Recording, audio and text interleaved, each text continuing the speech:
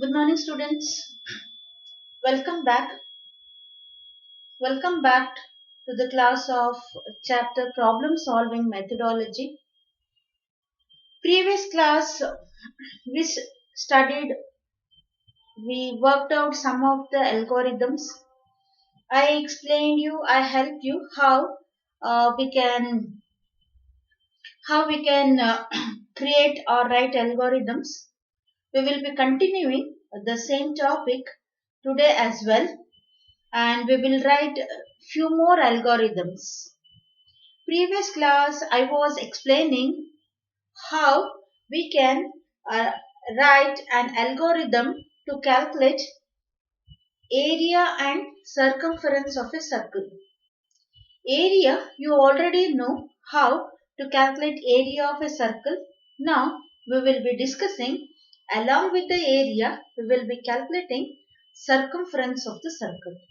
Let's get started and let's check out the different formulas that can be used to calculate area and circumference of a circle. So here we have the algorithm to find area and circumference of a circle. So area is equal to pi r square, circumference is equal to 2 pi r. So in order to calculate area, we require radius. In order to calculate circumference, we require radius. So we can say that to calculate area and circumference of a circle, the radius is required. Let's accept the radius first. The first step is start, and then let's accept radius.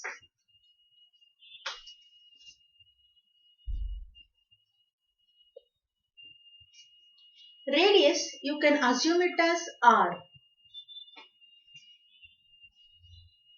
Read r. So r, rad, radius, whatever you like to assign the radius, you can take. There's no compulsory that you have to take r. You can take rad, ra or radius. But make sure that whatever name you are using, you use the same name throughout the algorithm. Do not change. Suppose if you are using r, everywhere you write radius as r. If you are using radius, everywhere you have to use radius. So just keep in mind the names, if you are using any names, so you have to use the same name in the entire algorithm from starting to beginning. We will not be able to change. So I have taken R. Read R. So now if we have radius, we can calculate area and circumference. So we will have to compute area and circumference.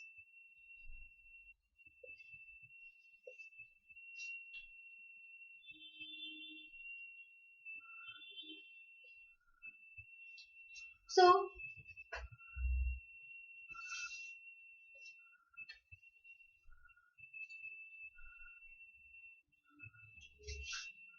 area is equal to pi r square and circumference is equal to 2 pi r. So 2 into pi into r, or you can directly write the values as well. For example, instead of pi you can also write ar is equal to 3.14 into r. This is also the correct way of writing. So algorithm, it doesn't matter, you write it either ways. Any one is fine. Let's output area and circumference.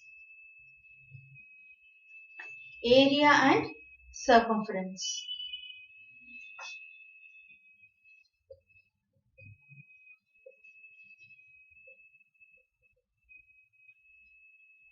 As you can see here, the calculated area value is stored in AR. So area is equal to the value is available in AR. So similarly, we can print circumference. Circumference is available in CIR. And then as we have finished calculating and printing the area and circumference, we shall end the algorithm.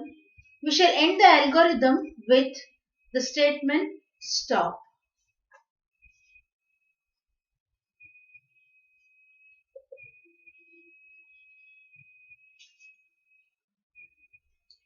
So you can, with this we complete the algorithm for calculating area and circumference of a circle. So to find area and circumference of a circle, so area is calculated using pi r square. Pi is the constant value, r is the radius, and to calculate circumference we require 2 pi r. 2 is the constant value, pi is again constant value 3.14, and again radius is required. So once we accept the radius for both the calculation, we require same value, that is we require radius. After accepting radius, we will be calculating area and circumference. After calculating area and circumference, then we are outputting area and circumference.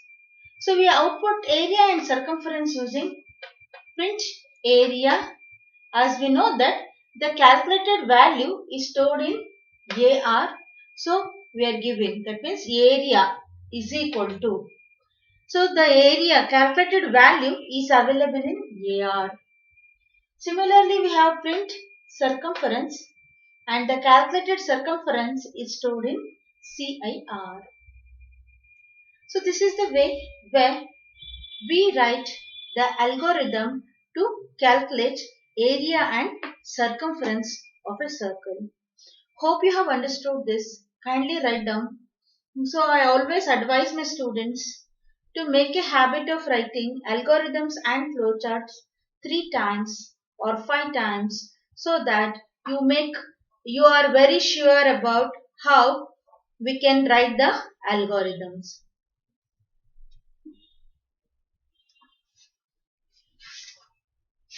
Kindly copy the algorithm.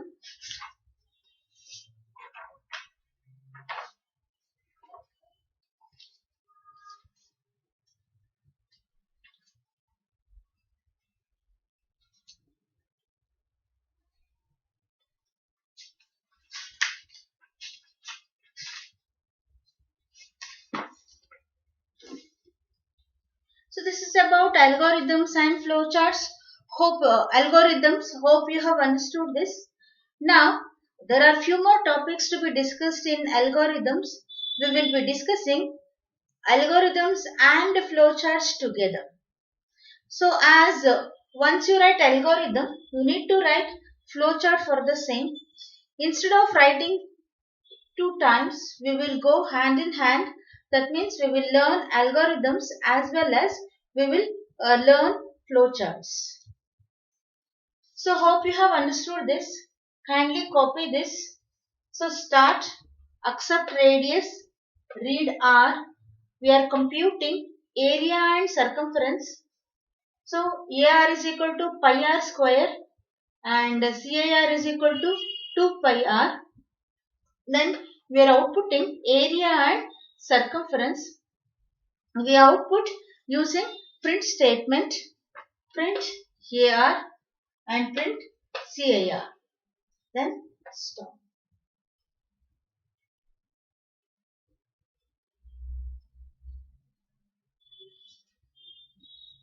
Hope you are copying. As I told earlier, kindly keep a note and copy the contents what has been discussed in the class, as there may be Now, some of the algorithms and flowcharts they may not be available in the textbooks. So kindly make a note of the algorithms and flowcharts what we discuss in the class. So now we shall move on to the next topic, that is flow charts. As I told you, there are few more algorithms which we need to discuss, that we will be discussing along with the flow charts. Let's get started with the flow chart, and then in the meanwhile we will continue the algorithm as well. So let us start. What is an flow chart?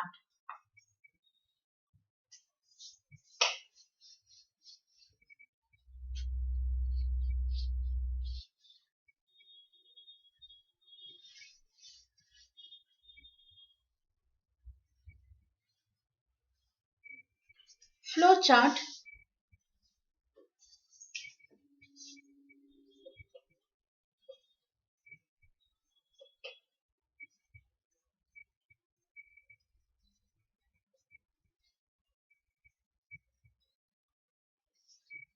So flow chart. What is flow chart? So as we know that algorithm is a process of writing steps required to solve the given problem. So the when problem is given, say for example to find sum. So finding sum is nothing but when we add two numbers we will get sum. That exactly is the problem. So we write the steps. Step 1 we start, and as we know that when we have to find sum we require two numbers. Without two numbers we will not be able to add. So first we will accept two numbers, and then we will add, and then we will give the result. So step by step you are solving the given problem. So algorithm is a step by step solution to the given problem. Then what is flowchart? A flowchart is a diagrammatical representation of an algorithm or a program. So flowchart is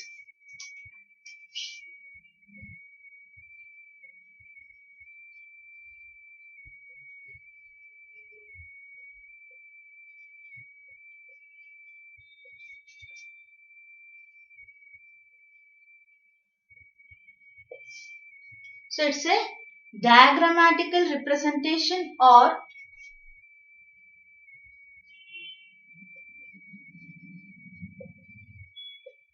pictorial representation.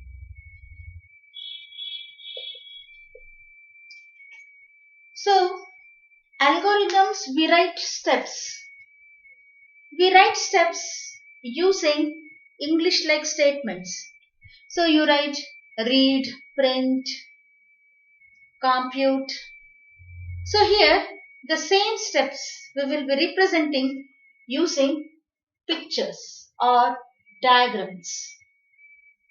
So flowchart is a diagrammatical representation or it's a pictorial representation. So pictorial representation of what? A program or a algorithm. So you have by this time you are familiar with the algorithms. So you have written so many algorithms.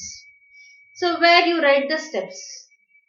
So imagine the same steps you write it or you convert it using an diagram. So that type of representation is called an flowchart. Let me repeat. Flowchart is a diagrammatical representation of an algorithm and a flowchart. Algorithm or a program. So flowchart is a diagrammatical or pictorial representation of a algorithm or a program. So we use different mathematical symbols, or say not mathematical somewhere it is related to mathematics, surely. Geometrical symbols, we can say that. So very specifically, if you have to say, we will be writing flowchart using some geometrical symbols such as rectangle, then ellipse, parallelograms, hexagons. So flowchart, we use different symbols, that is geometrical symbols, to write a flowchart. So a flowchart is a diagrammatical or a pictorial representation of a algorithm or a program. Fine everybody? Have you understood? Hope you have understood. So let me explain again. Flowchart is a diagrammatical representation or pictorial representation of a algorithm or a program.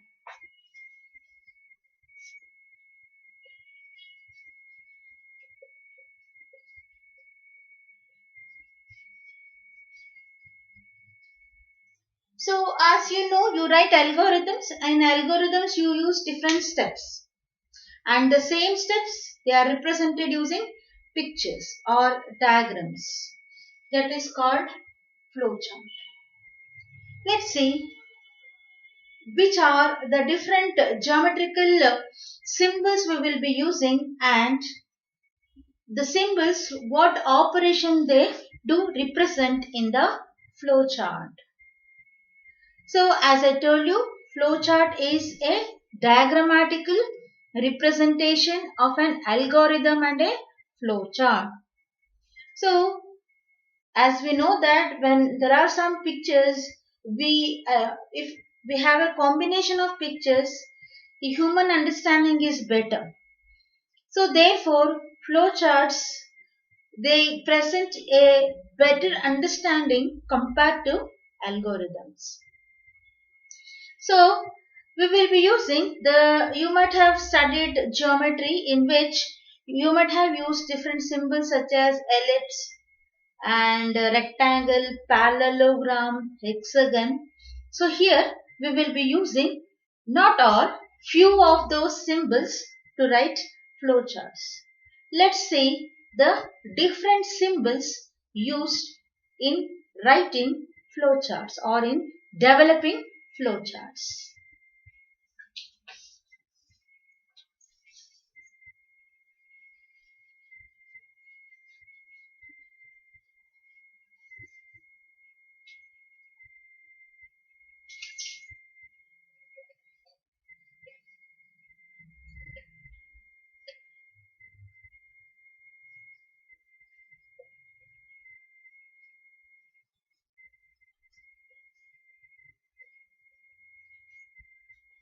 So let us see what are the different geometrical symbols used to write a flowchart.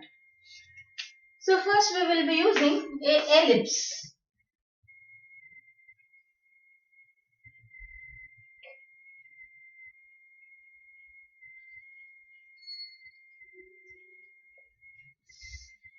Ellipse, this symbol represents the start and stop operation.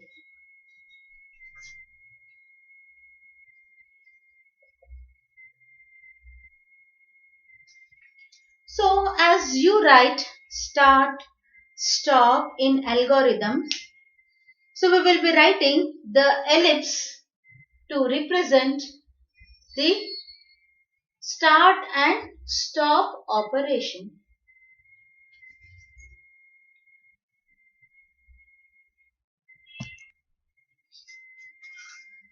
This is the ellipse symbol. Ellipse symbol, it represents start and stop operation. Like in algorithms, we write step 1 start. In a flowchart, we put a ellipse, and this ellipse represents the start and stop operation. The next symbol what we will be using here is the parallelogram. The parallelogram So here we have a parallelogram, and parallelogram represents the input and the output operation. So parallelogram, this is parallelogram, and the job of a parallelogram is we represent it the using for representing input and output operation.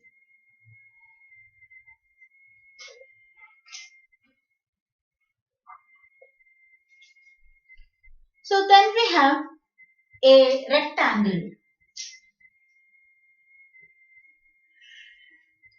A rectangle, it represents the processing. As when you write an algorithm, you write a step compute. Compute represents the calculations. If there is any equal symbol in the expression or the statement, and such an expression is called a processing. A processing includes a calculation part.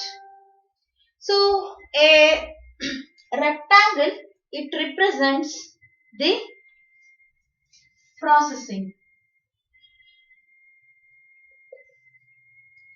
Processing generally it could be say calculating area, circumference, and assigning the values, etc.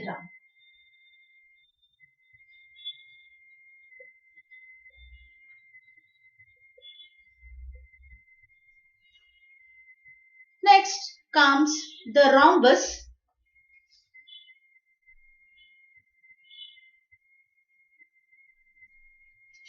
Rhombus, it represents the decision making.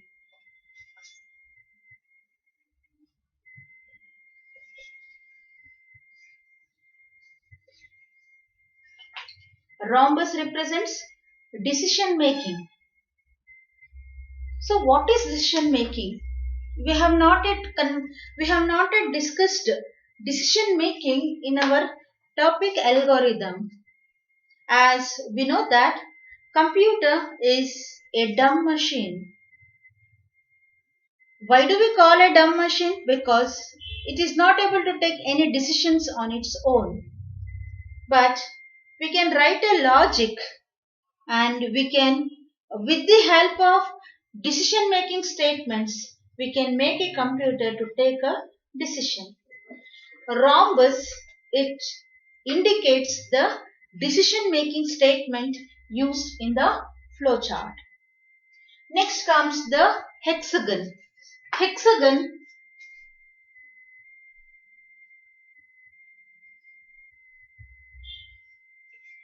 so this is rhombus, and here comes the hexagon. The hexagon symbol represents the iteration. I know you must be wondering what is this particular word iteration means. Iteration means in computer processing or in computer languages repetitions.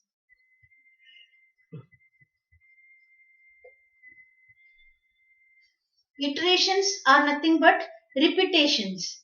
If you are making a computer to do a repetitive task, say you want to print your name 100 times. That means you are making a computer to print your name 100 times. So you are making a computer to do some repetitions. That means same work again and again. That is called iteration.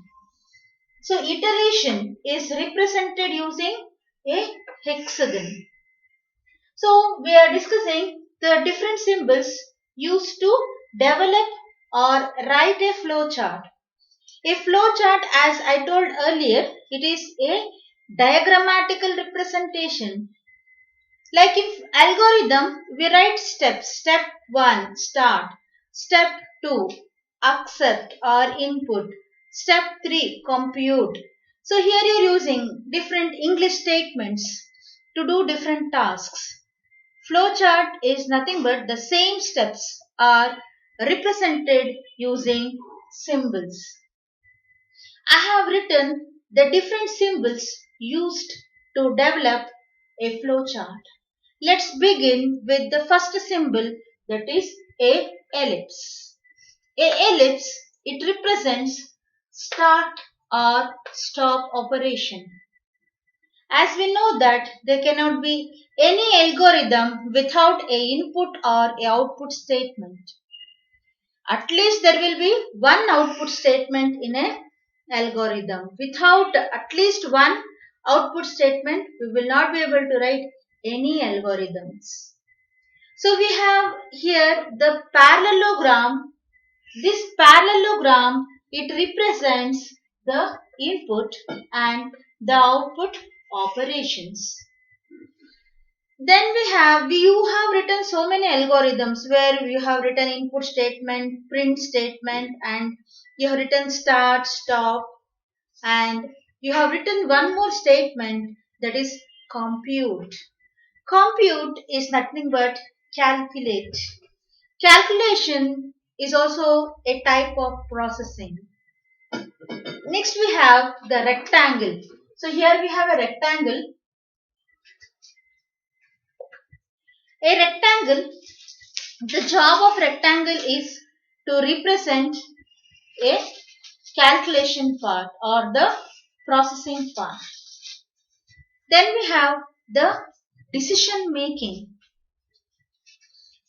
As till now in algorithms I have not taught you the decision making statements. Human beings are intelligent, computers are not, because human beings can think, we can take a decision. God has gifted us with the intelligence.